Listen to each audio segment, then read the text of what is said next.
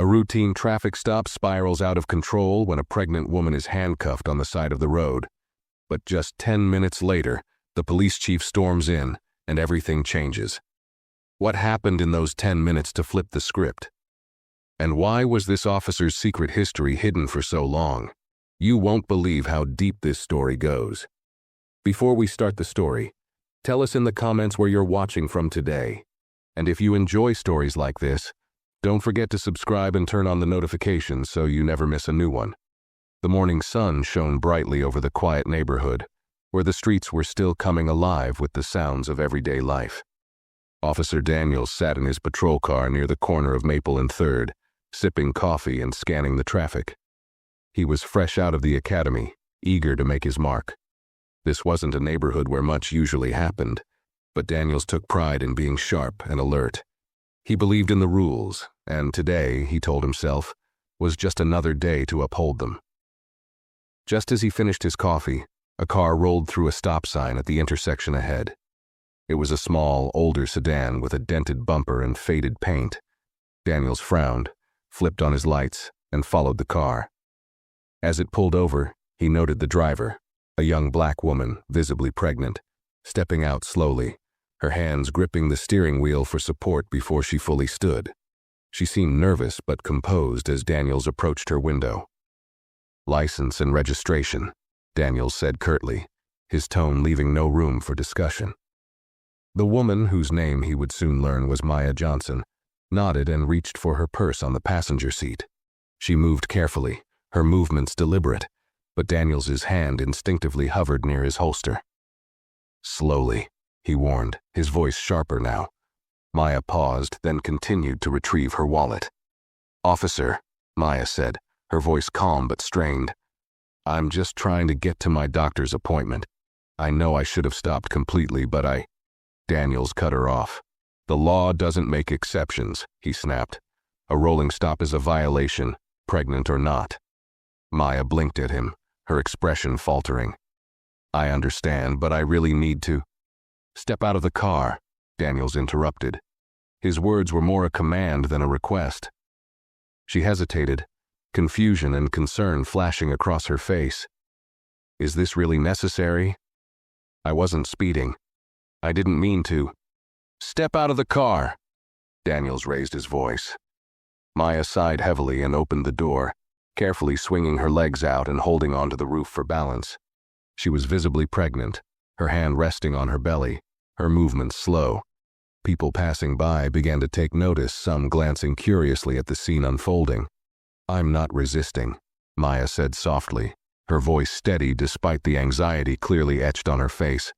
"I just need to get to my appointment." Daniels didn't respond. Instead, he motioned for her to step aside, pulled out his handcuffs and snapped them onto her wrists before she could protest further. Maya gasped, her discomfort evident as the metal pressed against her skin.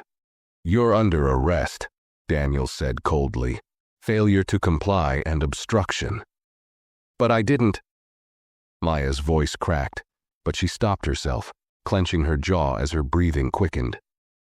"Please, this is dangerous for my baby." Daniels ignored her, guiding her toward the patrol car as she shuffled awkwardly, her face twisting in pain. The small crowd that had started to gather murmured amongst themselves, their eyes wide with disbelief. Some held up their phones, recording the encounter. A few called out in protest, but Daniels paid no attention. His mind was focused on protocol, his belief that he was doing his duty. He didn't see the injustice brewing, but someone else was watching. Before Daniels could get Maya into the back of his patrol car, a black SUV screeched to a halt at the curb. The driver's door flew open, and out stepped Chief Angela Bryant. She moved with purpose, her sharp eyes narrowing at the scene before her. Daniels froze as the murmurs in the crowd grew louder, their cameras now turning toward the chief. Her presence alone shifted the atmosphere, but it wasn't clear yet what she would do next. Chief Angela Bryant's voice cut through the tense air like a blade. "Daniels, what's going on here?" she demanded, her tone calm but carrying undeniable authority. Her sharp gaze shifted between the young woman whose hands were cuffed behind her back and the officer, who suddenly looked less sure of himself. Daniels straightened up, his jaw tightening. "Routine traffic stop, Chief," he said quickly, trying to sound confident. "She ran a stop sign and became uncooperative. I had to detain her for safety reasons." The chief's eyes narrowed, and she took a step closer, towering over Daniels despite her slightly smaller frame. Her presence seemed to shrink him. "Uncooperative?" she repeated, her voice laced with disbelief. "She's pregnant. Look at her." Maya, struggling to stand upright with the cuffs digging into her wrists, turned her head to the chief. "Please," she said, her voice trembling. "I wasn't resisting. I was just trying to explain about my appointment." Chief Bryant raised a hand gently toward Maya, signaling for her to hold on. Then she fixed Daniels with a piercing glare. "Take the cuffs off, now." Daniels hesitated. "Chief? Did I stutter, Officer Daniels?" Chief Bryant's tone dropped lower, and her words carried a weight that silenced any further argument. "Remove the cuffs." Reluctantly, Daniels reached for the keys and unlocked the cuffs, his hands stiff and reluctant. Maya exhaled deeply as her hands were freed, rubbing her sore wrists. She looked at the chief with a mix of relief and gratitude, but her legs wobbled, and she reached out for balance. The chief stepped forward instinctively, placing a steady hand on Maya's arm. "Are you all right?" Bryant asked, her voice softening as she guided Maya to sit on the curb. "Do you need medical attention?" Maya shook her head but winced. "I'm just in pain from standing too long," she said, her breathing uneven. "I need to get to the clinic." Chief Bryant nodded, crouching down to meet her at eye level. "We'll get you there," she said firmly before standing and turning her attention back to Daniels. Her expression hardened. "What were you thinking, Daniels? A pregnant woman handcuffed in distress? You call that good judgment?" Daniels opened his mouth, but the chief didn't give him a chance to respond. "You're coming back to the station with me.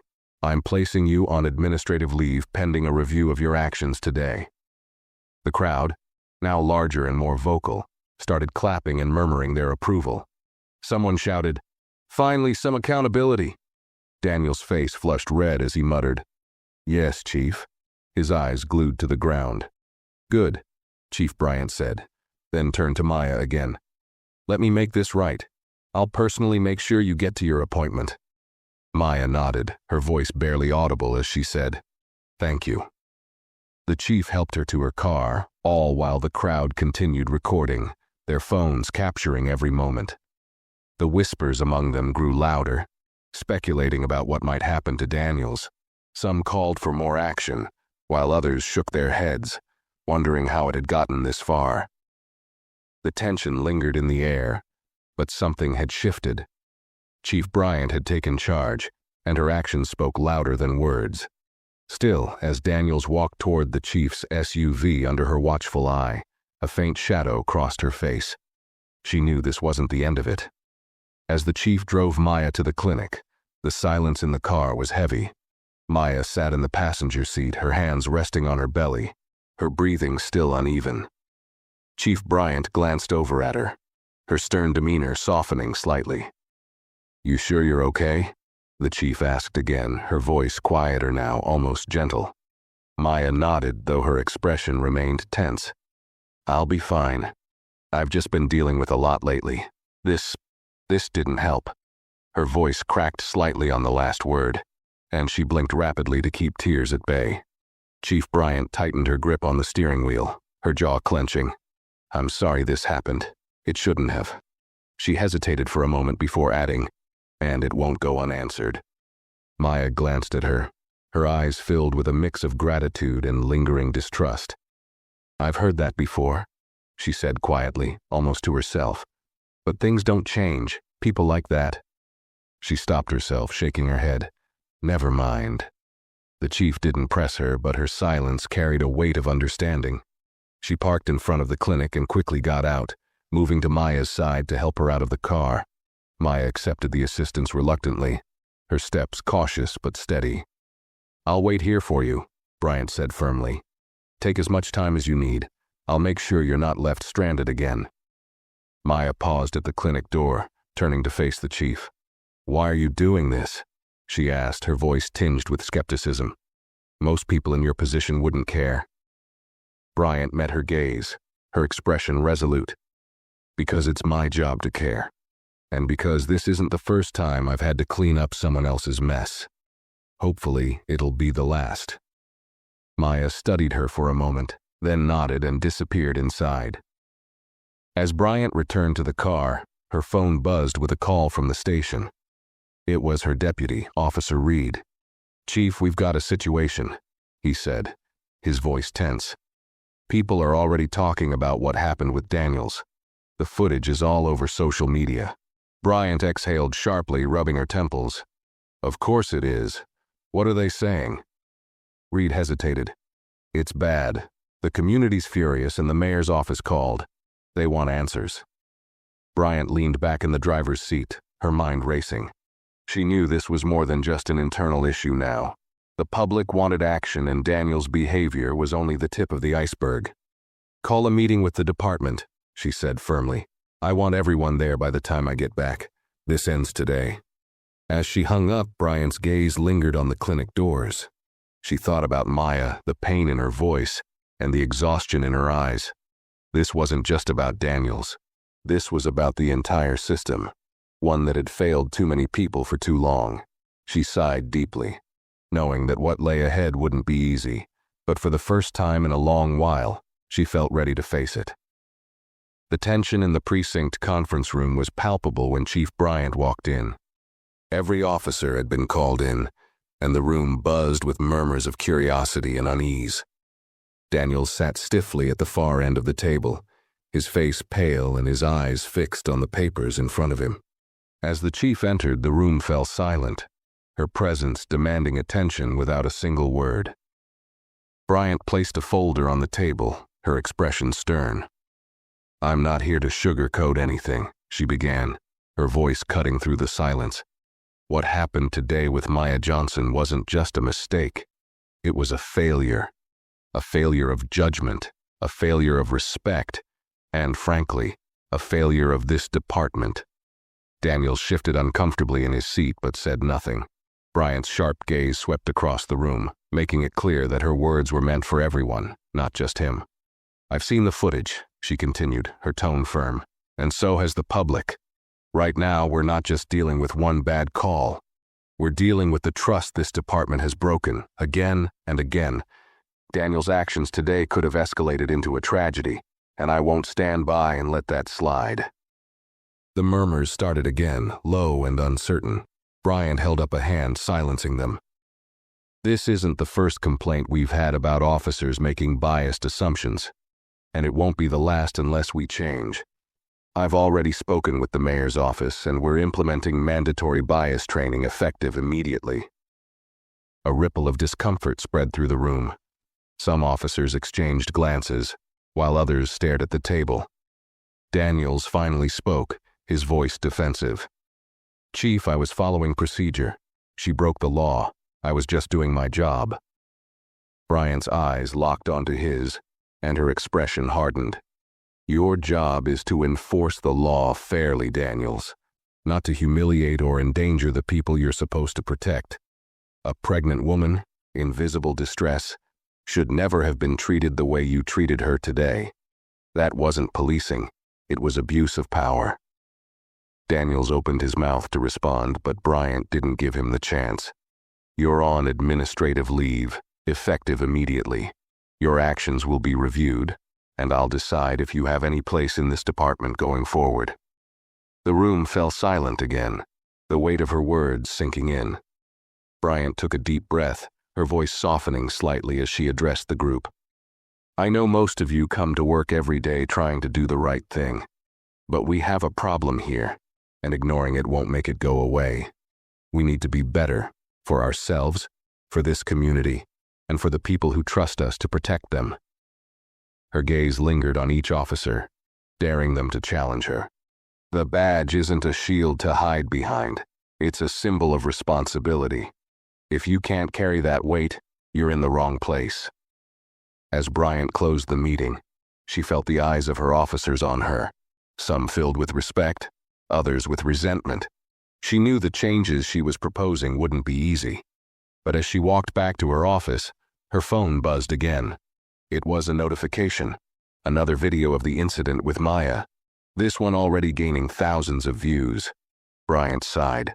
The storm was far from over, but she wasn't about to back down. Not this time. Chief Bryant sat at her desk, the soft glow of her computer screen casting long shadows in the dim office. She scrolled through the video of the incident again, her jaw tightening with each replay. The public reaction was loud and clear. Anger, frustration, and calls for accountability flooded the comments. Local news stations had picked up the story, and the footage was being analyzed from every angle. It wasn't just about Daniels. It had become a symbol of deeper issues within the department. Her office door creaked open, and Deputy Officer Reed stepped in, his face etched with concern. "Chief, we've got reporters camped outside. They're not leaving without a statement." Bryant leaned back in her chair, rubbing her temples. "Of course they are," she muttered. "What's the mayor saying?" "He's worried, wants to make sure this doesn't turn into a citywide protest," Reed replied. "He's expecting you to take the heat." Bryant's lips pressed into a thin line. She knew how this worked. The department would face the brunt of the backlash, and she would be the one holding the microphone. "I'll deal with it," she said, standing up. "But this can't just be about optics. If we don't show real change, this department is done." Reed nodded, hesitating before speaking again. "There's something else. Daniels called his union rep. He's claiming the arrest was justified and accusing you of overstepping." Bryant's jaw clenched. "He can claim whatever he wants. I've got the video, and the video doesn't lie." Reed shifted uncomfortably. "The union's going to fight this, Chief. They're saying the bias training is just a PR move, and that Daniels was within his rights to detain Maya." Bryant exhaled slowly, her frustration mounting. "Let them fight it. This isn't about Daniels anymore. It's about every officer who thinks what he did was acceptable." Before Reed could respond, her phone buzzed. It was an unknown number, but she answered it anyway. "Chief Bryant." The voice on the other end was soft but resolute. "Chief, this is Maya Johnson. I wanted to thank you for helping me today." Bryant's posture softened slightly, but she could hear the hesitation in Maya's voice. "Maya, you don't need to thank me. What happened to you was unacceptable. I'm sorry it happened at all." There was a pause before Maya spoke again. "I appreciate that, but this isn't just about me. What happened today? It's been happening in this community for years. People like Officer Daniels don't see us. They just see threats." Bryant closed her eyes, her hand tightening around the phone. "You're right," she said quietly. "And that's exactly what I'm trying to change." Maya's voice grew firmer. "Then don't let this die down. Don't let this be another story people forget about after the news cycle moves on. If you really want to change things, start with your department. Start with people like Daniels." Bryant felt a surge of respect for Maya's courage. "I won't let this go," she promised. "Not this time." After the call ended, Bryant sat in silence for a moment, the weight of the situation pressing down on her. She glanced at the folder on her desk containing Daniel's record. A thought struck her, and she opened it, flipping through the pages. Several minor complaints had been filed against him during his short tenure. Nothing major, but enough to paint a troubling picture. Her intercom buzzed, breaking her train of thought. "Chief, the reporters are asking for you," the receptionist said. Bryant stood, adjusting her uniform. "Let's give them what they're waiting for," she said, her resolve hardening. This wasn't just about answering questions. It was about taking the first step towards something bigger. The press conference was set up in front of the precinct, the step serving as a stage for Chief Bryant. Reporters crowded together, microphones extended toward the podium. A group of community members gathered on the sidewalk, their expressions ranging from skepticism to anger. Bryant could feel the weight of every eye on her as she stepped up to the microphone. The flashes of cameras began almost immediately. She scanned the crowd, her gaze steady, before she leaned into the mic. "Good evening," she began, her voice firm but measured. "I'm Chief Angela Bryant, and I'm here to address what happened earlier today." A ripple of murmurs spread through the crowd. Bryant continued, her tone unwavering. "This afternoon, Officer Daniels detained a woman during a routine traffic stop. That woman, Maya Johnson, is pregnant and was on her way to a medical appointment. What should have been a simple warning turned into an unnecessary escalation." She paused, letting her words settle before pressing on. "Let me be clear. This incident does not reflect the standards or values this department should uphold.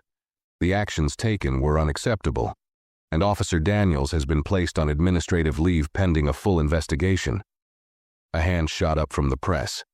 "Chief Bryant, do you believe this was racially motivated?"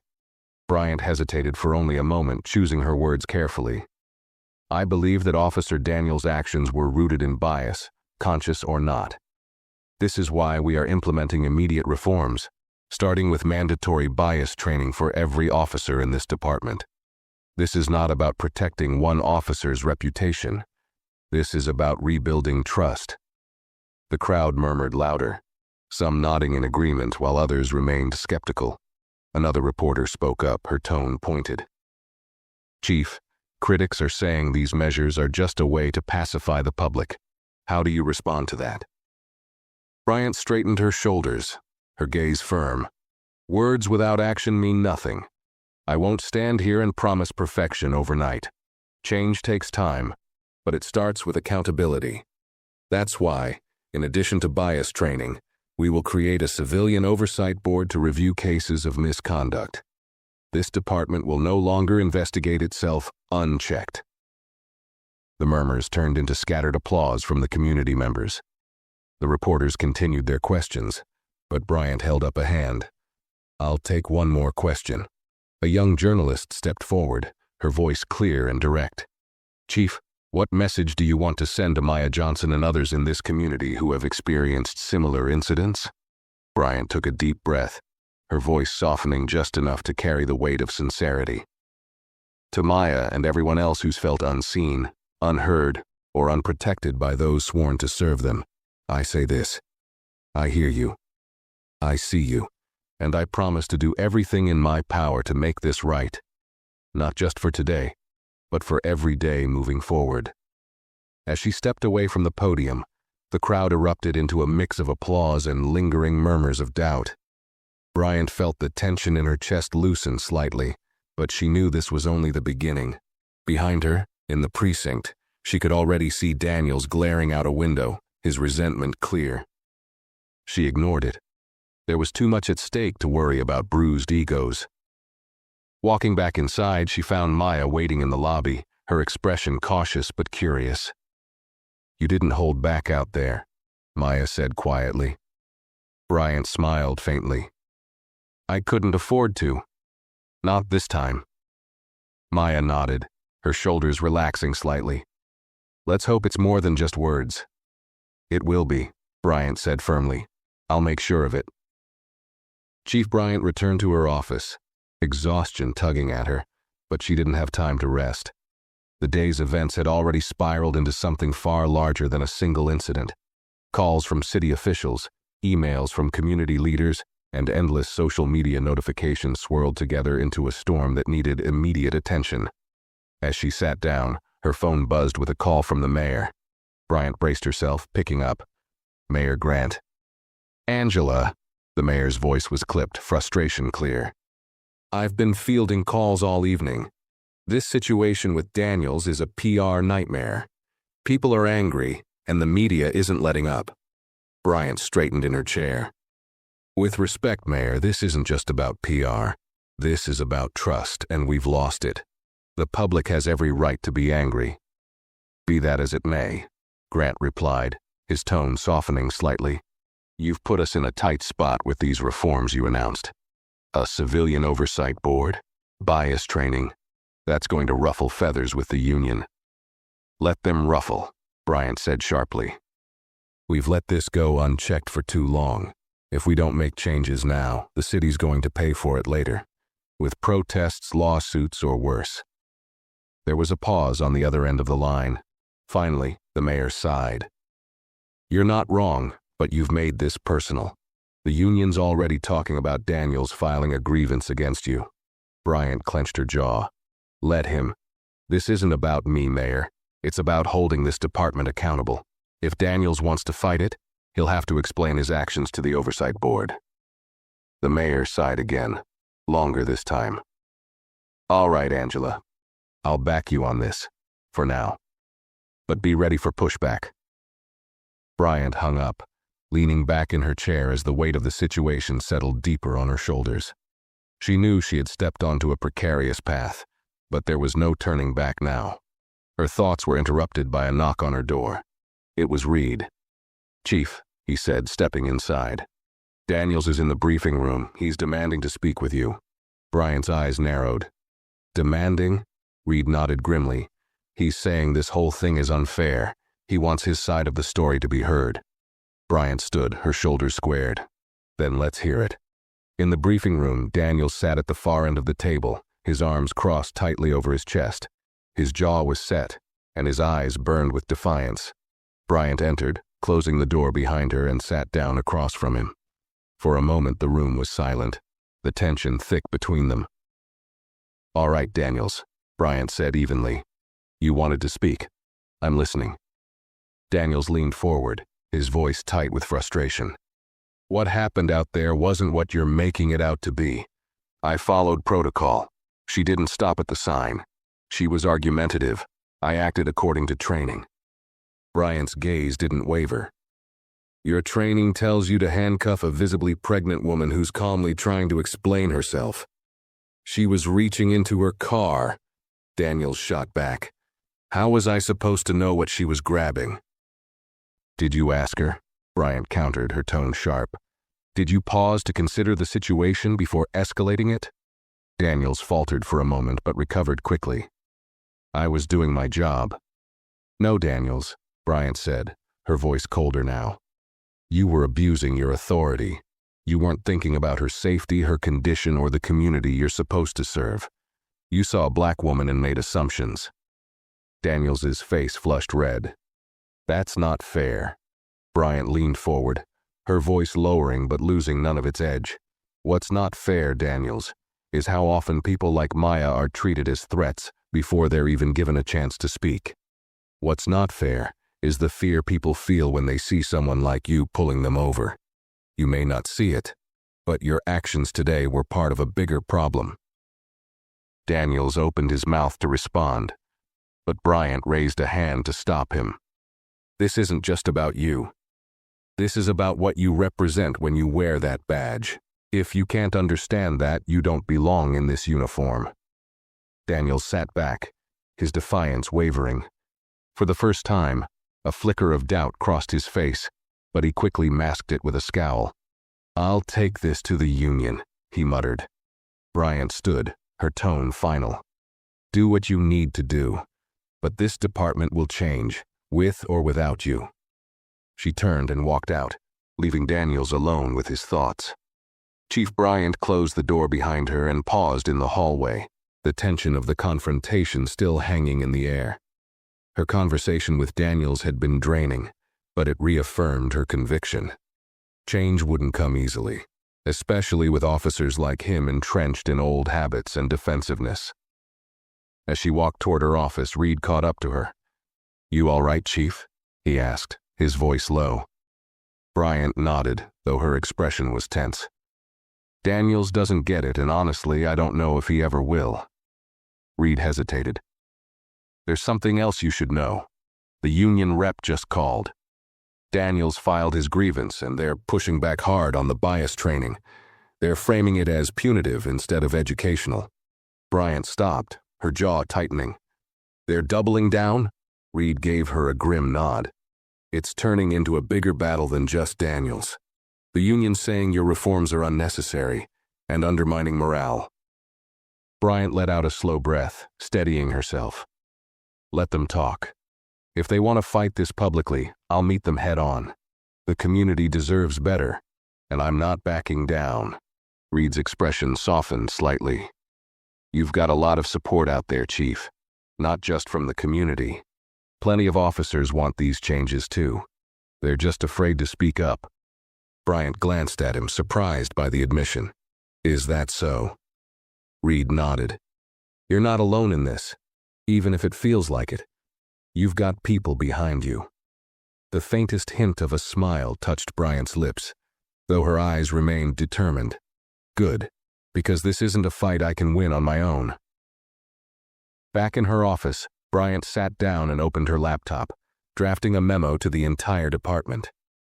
She knew the union's resistance would only intensify, but she also knew she couldn't waver now.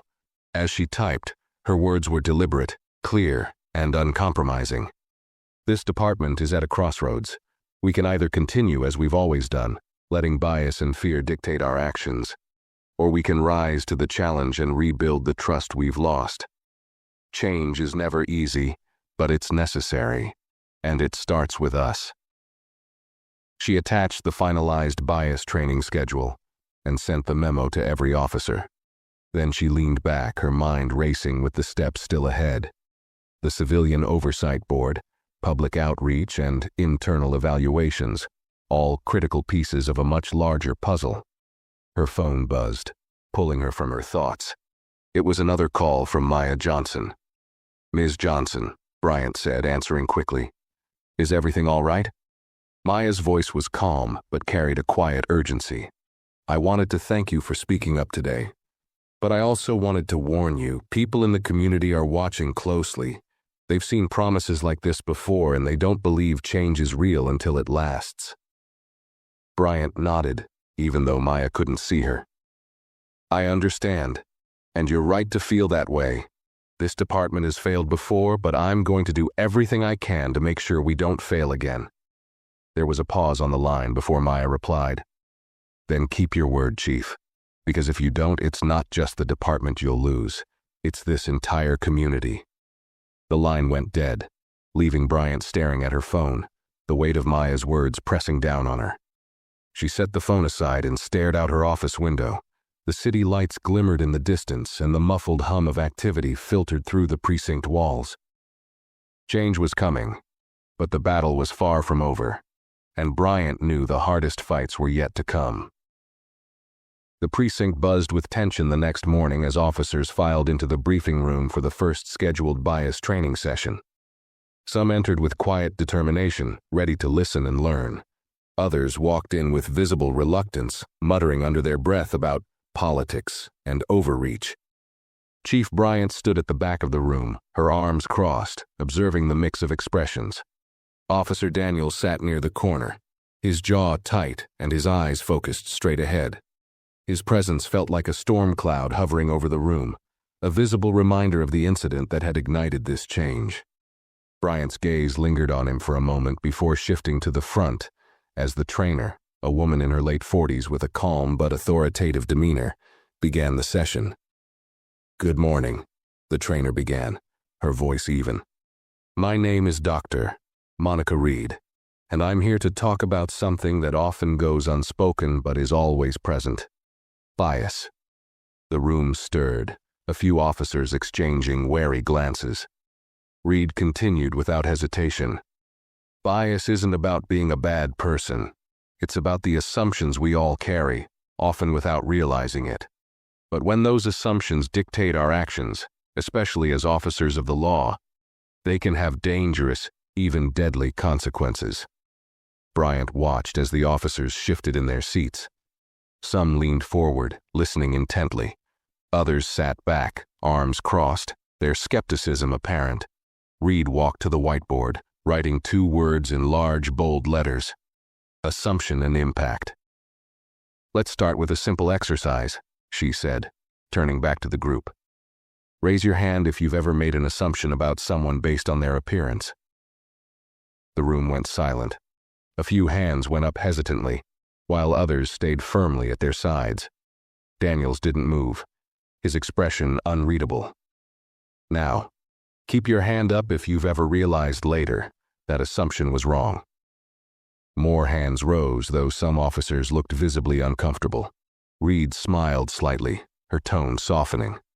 That discomfort you feel right now, that's the point. Growth begins where comfort ends. As the session continued, Reed shared real-life examples of biased policing and the ripple effects it had on communities. She spoke of trust eroded, lives shattered, and opportunities for change missed. The room grew quieter, the resistance waning as her words sank in. During a break, Bryant stepped outside, her thoughts racing. She had hoped the training would be impactful, but she knew it was only the first step. Her phone buzzed with a text from Reed. Media requests piling up. They're asking for follow-ups on the reforms. Bryant sighed, pocketing her phone. The weight of public scrutiny never seemed to lift. She turned back toward the room, catching sight of Daniels standing near the coffee machine. He was alone, his usual defiance replaced by something more subdued. "You doing all right, Daniels?" she asked, her tone careful.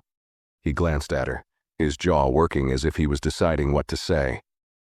"It's a lot to take in," he admitted finally, his voice low. "Makes you think about things differently." Bryant studied him for a moment, surprised by his honesty. "That's the point, Daniels. None of us are perfect. But the question is, what do we do once we see where we've fallen short?" Daniels didn't respond, but the flicker of uncertainty in his eyes gave Bryant a small glimmer of hope. She left him to his thoughts and returned to the session, where Dr. Reed was wrapping up a powerful segment about community relationships.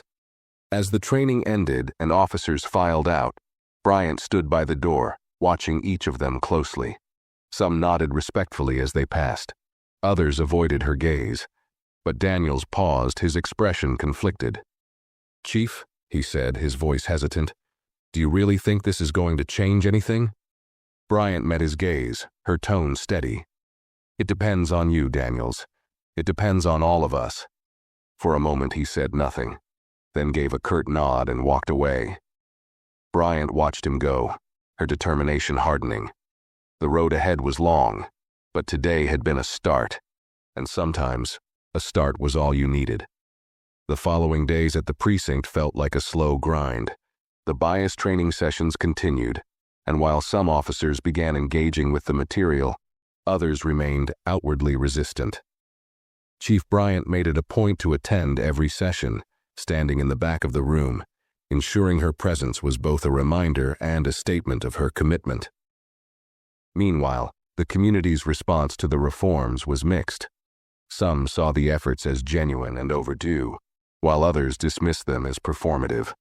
Maya Johnson's name had become a rallying cry for accountability in the city. Social media posts carried hashtags demanding justice, and community leaders began organizing forums to address broader issues with law enforcement.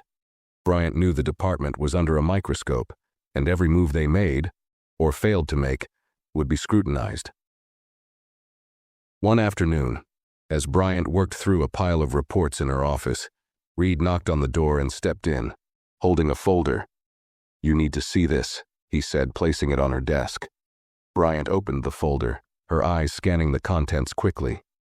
It contained the results of an internal review she had ordered after Maya's arrest. What she saw made her stomach tighten. Daniels wasn't the only officer with a troubling record. Several others had logged repeated complaints of excessive force, bias, and misconduct, many of which had been quietly dismissed or ignored. "This is worse than I thought," Bryant muttered, flipping through the pages. Reed nodded grimly. "It's not just a few bad apples. There's a pattern here, and it's been going on for years." Bryant closed the folder and leaned back in her chair, her mind racing. "If this comes out, and it will, it's going to blow up. The community already has their doubts about us. This will confirm everything they believe." Reed hesitated before speaking. "What are you going to do?" Bryant's eyes hardened. "We can't bury this, Reed.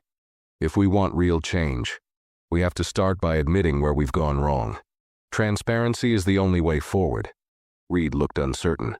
"The union's not going to like that." Bryant let out a humorless laugh. "The union doesn't like anything I've done since I walked through these doors. That's not going to stop me." She stood, pacing the room. "We're going to audit every complaint, reopen cases that were dismissed without proper investigation, and create a public-facing database for misconduct reports.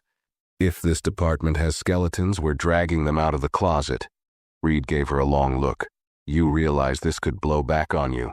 If the public loses all trust, you might not just lose the department. You could lose your job. Bryant stopped pacing and turned to him, her expression resolute. If I lose my job because I did the right thing, so be it.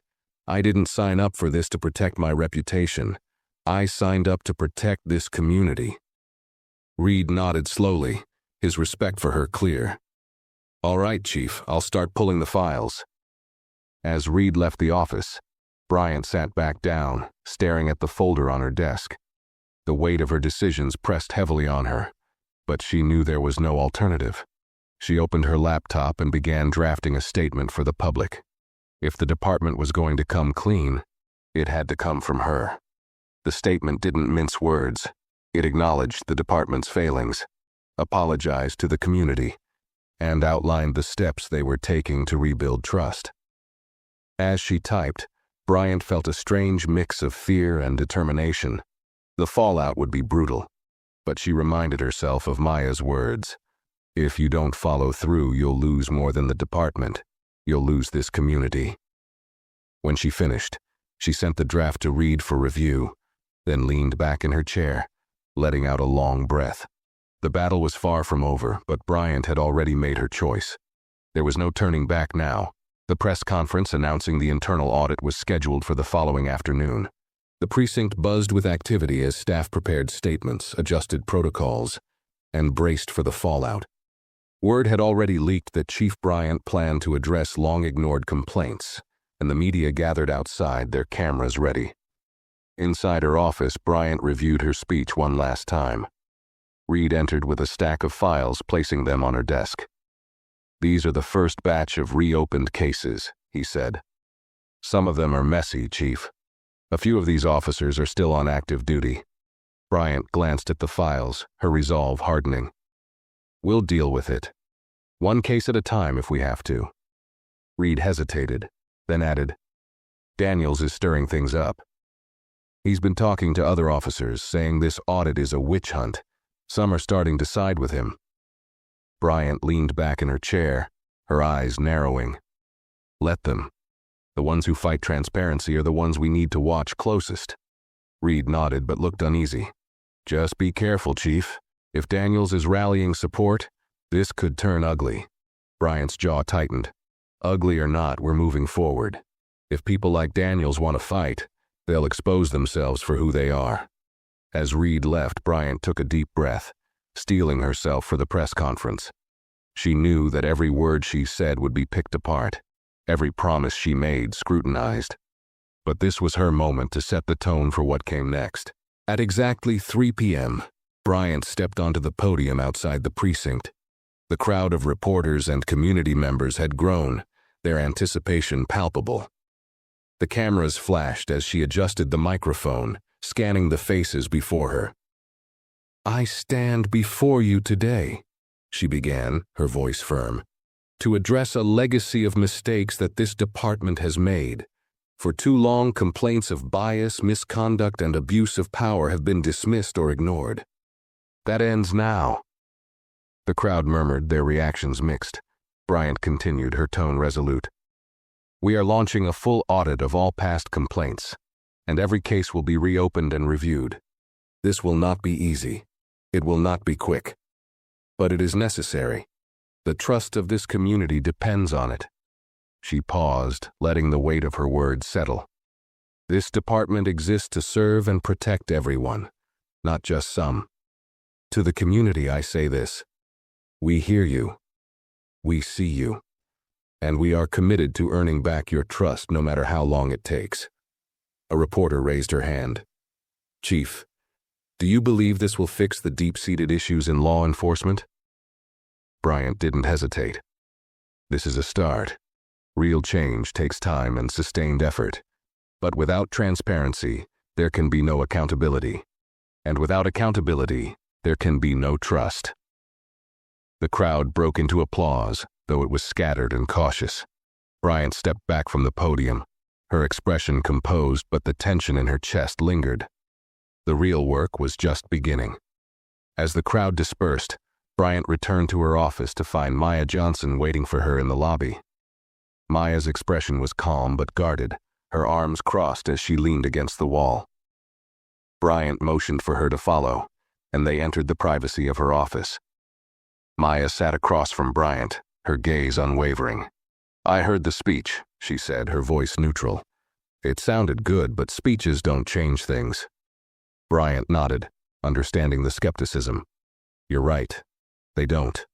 But the audit isn't just talk. We've already reopened cases, and I'll personally oversee every decision that comes out of it." Maya tilted her head slightly, studying Bryant. "And what about officers like Daniels? What happens to them?" Bryant's expression tightened. "If the audit reveals patterns of misconduct, those officers will face the consequences: termination, retraining, or criminal charges if necessary. I'm not here to protect bad cops." Maya leaned forward, her tone sharpening. "And what about the culture? It's not just a few bad apples, it's the whole system. You can fire Daniels, but what stops the next officer from doing the same thing?" Bryant let out a slow breath. "Changing a culture takes time, but it starts with accountability. Officers need to know that their actions have consequences. That's why we're bringing in the oversight board, why we're implementing community liaisons, and why this audit is only the beginning." Maya leaned back, her skepticism softening slightly. "You've got a long road ahead, Chief. People will fight you on this, inside and outside the department." Bryant gave a faint smile. "I know, but I'm not afraid of a fight." Maya studied her for a moment, then nodded. "All right, Chief. I'll give you the benefit of the doubt, for now, but I'll be watching." As Maya stood to leave, Bryant rose as well, extending her hand. Maya hesitated, then shook it. The gesture felt small but significant, a tentative bridge between two people who both wanted the same thing, even if they came from different perspectives.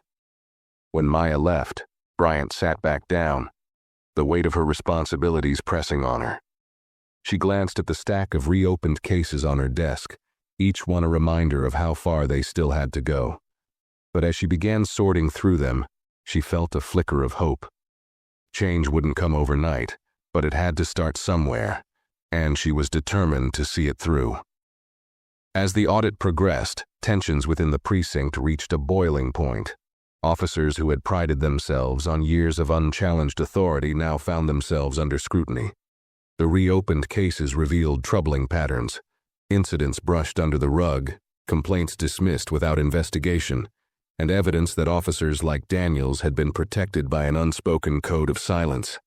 One afternoon, Bryant called a department-wide meeting. The precinct's common room was filled with officers, some clearly anxious, others visibly angry. Daniels sat near the back, his arms crossed, his defiance on full display. Bryant stood at the front, her expression steeled. "This audit isn't about punishing people for past mistakes," she began, her voice even. "It's about understanding where we went wrong and making sure it doesn't happen again."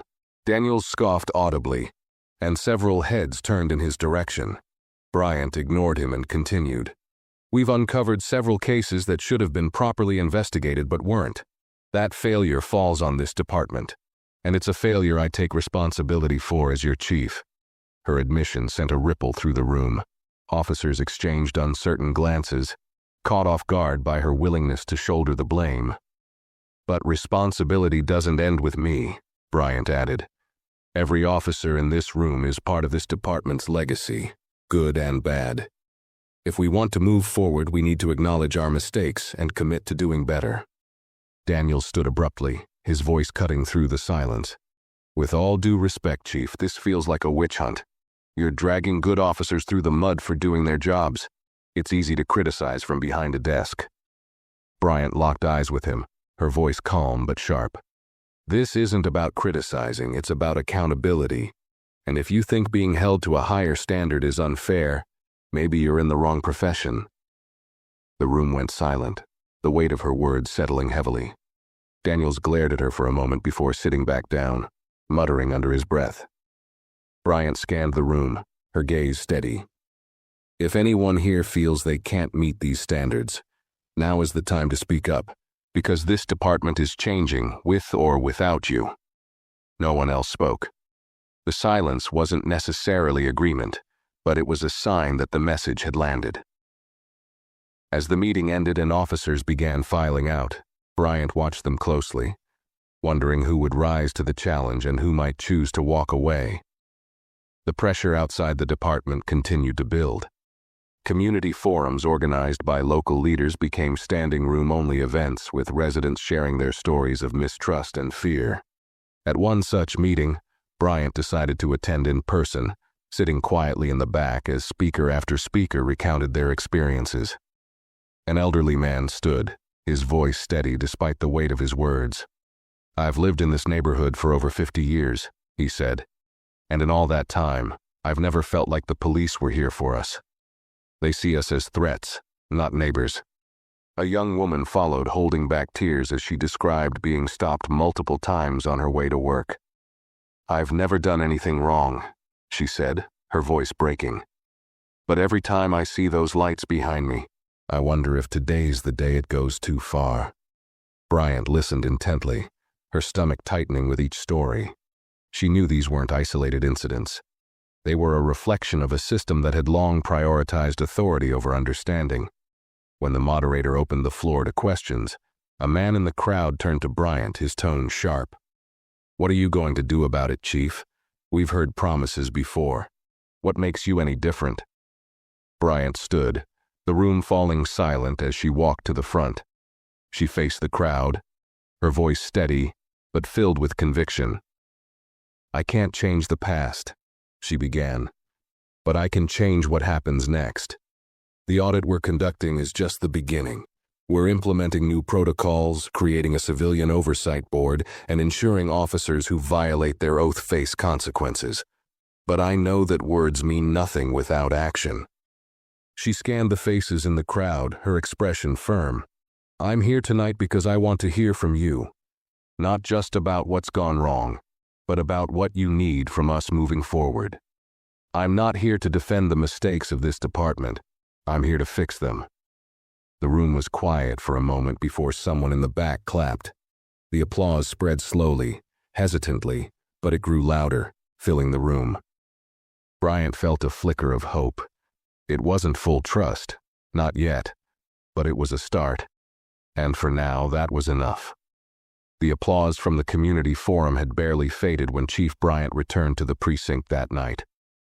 The quiet hum of the station's fluorescent lights seemed almost ominous. As she entered her office, she found a sealed envelope on her desk, with her name written in bold black letters. She opened it cautiously, her eyes scanning the typed note inside. "Stop digging where you don't belong. You're stirring a pot that's better left untouched. For your own good, leave it alone." Bryant's jaw tightened, her heartbeat quickening. The letter was unsigned, but its meaning was clear. Someone, likely within the department, wanted to intimidate her into backing down. She stared at the paper for a long moment before placing it carefully in her desk drawer. She didn't have time to process the threat when Reed knocked on her door and stepped in, holding another folder. "Chief, you're going to want to see this," he said, his tone serious. Bryant gestured for him to sit and he handed her the file. "What's this?" she asked, flipping it open. "It's Daniels," Reed said. "We've found more in his record, incidents that were never formally documented but were flagged by other officers." Bryant's eyes scanned the pages. Complaints of excessive force, racial profiling, and verbal harassment jumped out at her. Most of them were accompanied by notes from superior officers dismissing the complaints as unsubstantiated or handled internally. "This is worse than I thought," Bryant muttered, shaking her head. "How has this been buried for so long?" Reed hesitated. "You know how it works, Chief. People cover for each other. Cases disappear. It's not just Daniels, it's a system that's protected him." Bryant closed the folder and leaned back in her chair, her mind racing. "If this gets out, and it will, it's going to blow up in our faces. The community already doesn't trust us, and this will only confirm their worst fears." "So what's the plan?" Reed asked. Bryant sat forward, her expression resolute. "We bring it to the oversight board, every single case. If Daniels is as guilty as this suggests, we take action, No excuses, no delays. Reed nodded, but his face remained tense. The union's going to come down hard on this, Chief. They'll accuse you of throwing him under the bus to save face. Bryant's voice was firm. This isn't about saving face, it's about doing what's right. If Daniels has been abusing his authority, he has no place in this department, and anyone who covered for him is going to answer for it. Reed stood, a flicker of respect in his eyes. All right, I'll start preparing the cases for review. As he left, Bryant sat alone in her office, the weight of the situation pressing down on her. She opened the drawer and pulled out the threatening note again, reading it over carefully. Whoever had sent it was afraid of what she might uncover, and that only fueled her determination to see it through. She reached for her phone and dialed a number she hadn't called in years. When the voice on the other end answered, she spoke firmly. "This is Chief Angela Bryant. I need to report a threat, and I want an external investigator assigned immediately." The voice on the other end paused, then replied, "We'll take it from here, Chief." Bryant hung up and leaned back in her chair. The storm was brewing, but she wasn't about to back down. Not now, not ever. The precinct was unusually quiet the next morning, the kind of silence that felt heavy with unspoken tension. Chief Bryant walked through the halls, her expression unreadable but her mind racing. The threat she'd received and the damning information in Daniels's file had made one thing clear. This wasn't just about reforming policies. This was about rooting out a culture of complacency and cover-ups that had been festering for years. She entered the briefing room, where Reed and a small group of trusted officers waited. A whiteboard at the front listed the reopened cases tied to Daniels and several other officers. Bryant stepped forward, her tone brisk and focused. "We're moving forward with the Oversight Board's first review," she said, gesturing to the cases. "These complaints are no longer just allegations. They're evidence of systemic failures that we allowed to happen." Reed spoke up, his voice steady but cautious. "Chief, the union is already pushing back. They're calling this a witch hunt and threatening legal action. They've also filed an injunction to stop the Oversight Board from accessing personnel records." Bryant's eyes narrowed. "Let them try. We're not hiding behind closed doors anymore. If they want to fight transparency, they'll have to explain to the public why they're afraid of accountability." One of the younger officers raised a hand hesitantly. "Chief, what if Daniels, or anyone else involved, tries to retaliate? There's a lot of tension in the department right now. Some people feel like they're being targeted." Bryant's gaze softened slightly. "We're not targeting anyone. We're holding people accountable. If anyone feels threatened by that, they need to take a hard look at their actions and ask themselves why." The officer nodded, but the room remained tense. Bryant continued, her voice firmer now. "This isn't going to be easy, and it's not going to make us popular. But we have a choice. Either we lead the change, or we let this department sink under the weight of its own failures. I need all of you to be ready for what's coming." As the meeting ended, Bryant lingered at the whiteboard, her eyes scanning the list of names and cases. The sheer volume of misconduct documented in the files was staggering, but it only strengthened her resolve. She couldn't change the past, but she could make sure it didn't define their future. Later that afternoon, Bryant sat in her office with Maya Johnson, who had requested another meeting. Maya had brought a notebook filled with stories and complaints from other community members who had reached out to her since the incident with Daniels. "They want their voices heard," Maya said, placing the notebook on Bryant's desk. "These are people who've been stopped, harassed, or ignored by officers who never faced consequences. They don't trust the system, Chief. And honestly, I don't blame them." Bryant opened the notebook, her heart sinking as she skimmed the pages. Each entry was a story of pain, fear, and distrust, a grim reminder of how much work lay ahead. "I know trust has to be earned," Bryant said, meeting Maya's gaze. "That's why we're doing the audit, the Oversight Board, all of it. But I also know words aren't enough." Maya leaned forward, her voice firm. "Then prove it. Let the community be part of the process. Don't just give us updates. Invite us in. Let us see the changes as they happen." Bryant considered this, nodding slowly. "You're right. We need more transparency, not just internally, but with the people we serve. I'll work on setting up regular community meetings, forums where people can see the progress we're making and hold us accountable. Maya's expression softened slightly. That's a start, but people will be watching closely. They're tired of empty promises. So am I, Bryant replied, her voice steady. This isn't about promises anymore. It's about results. Maya stood, extending her hand. Then we'll see what you do, Chief. Bryant shook her hand firmly. You will. After Maya left, Bryant sat alone in her office, staring at the notebook. It was more than a collection of stories. It was a roadmap of where the department had failed. She picked up her pen and began jotting down notes, outlining the next steps to address each issue. She knew the road ahead would be long and difficult, but for the first time, she felt a flicker of hope that real change was possible. The final review of Daniel's case and the other reopened files was set for a Friday morning, marking the culmination of weeks of tension, reform, and public scrutiny. The Civilian Oversight Board, comprised of respected community leaders, legal experts, and retired law enforcement, convened in a large conference room at City Hall.